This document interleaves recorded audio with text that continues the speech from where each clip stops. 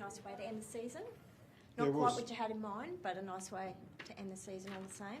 Yeah, no, definitely. It was important that we come out today and played well and played for a result. And it was great seeing a full house there. We love playing at KO and playing in front of our fans. They're the real fans that live here and support us all the time.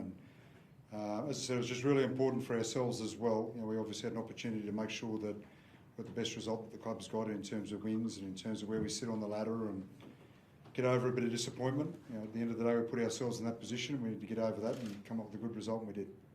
And the feeling in the sheds afterwards, how are the boys feeling? Yeah, really good.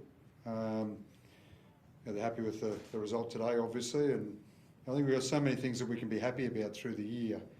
There's obviously a fair bit of disappointment there too, because we know that we've got a team and a squad that can certainly play higher, but we weren't good enough to do that, and that's why we're disappointed. But we're also saying goodbye to a number of guys, and a couple of guys that have had a massive impact on this club, and Mark being one of those. So everyone wants to make sure that they send them off with a good night.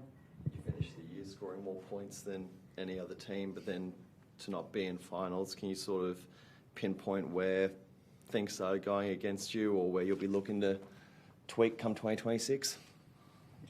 Oh, look, the pinpoint the night that things started going against us was against the Roosters, round 23. So, look, from round 5 through to round 22, we're exactly what we wanted to be as a team. We know we can find points, we're defending points. I thought we were playing to our potential for that period, and we didn't win every game, but we're certainly in every game. And we just need to have a look at the reasons why we fell away. And we've had lots of disruption and lots of changes, and that has an impact. But I still think we could have handled that a little bit better than we did, and that's what we need to find. Those big wins that you did have in the middle of the season, that sort of did come off some really bruising physical defence. Can you sort of pinpoint whether that fell away or where that fell away, and for what reason in that little losing run there leading up to the last fortnight? Oh, look, I don't have a clear-cut reason for you, but there's no doubt that our defence fell away. I don't think our ability to score points fell away, and we showed that again tonight, didn't we? So, that's obviously our biggest improvement area, to finish ninth and score more points than any team in the competition. It's outstanding for us and outstanding for our attack, but we know that we need to be better defensively. It's been what we've had to build on the last 3 years, to be fair, and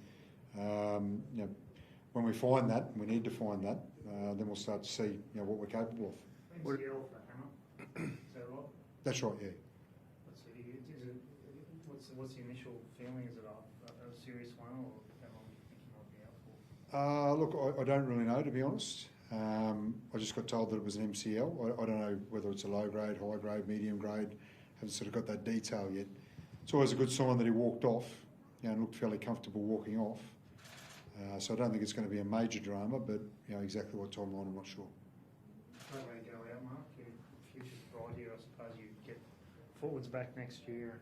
A couple of new guys, Cobbo, Hales, etc. I mean, how do you see the future of the club that you're leaving behind? Yeah, I mean, I guess feels a little bit similar to last year. Like we close enough, but not not quite there.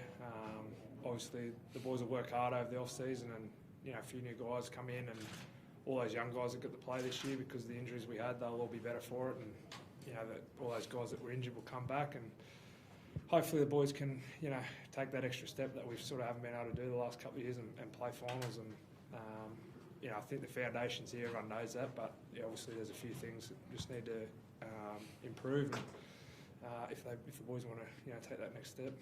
What can you tell us about Tavita Nafahu? I think be the first academy player to come through the club, and he had 200 odd metres by half time as well. What can you tell us about his future? Yeah, no, he's been great.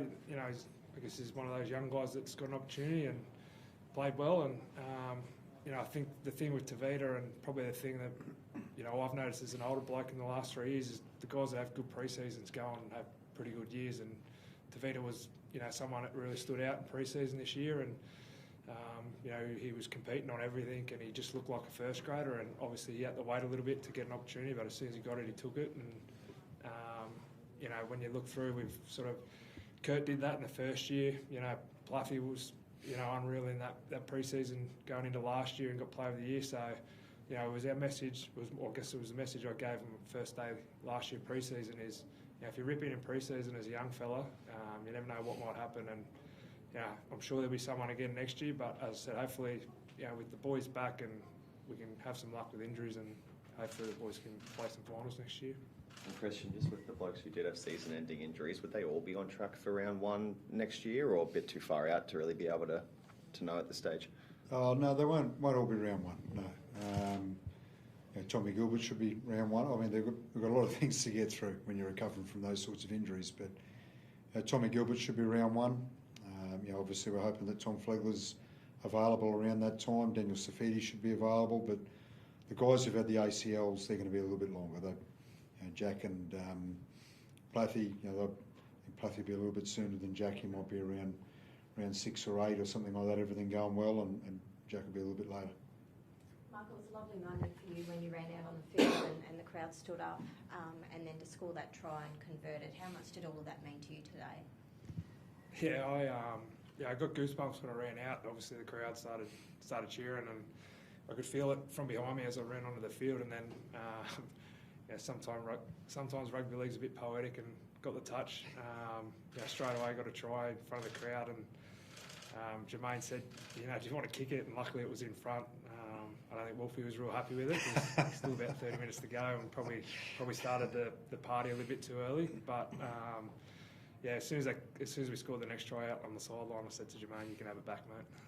Jermaine was standing about 3 metres behind you the whole time you were kicking. Was he coaching you or something behind there? Yeah, no, he wasn't giving me any tips, but I don't know if he was just standing there just in case I got nervous and wanted to pull out. But I kicked a few goals in 20, so it just brought me back to my heyday, I guess. Thank you, James. All right, thanks, guys. Thank you. Let's not forget the guys.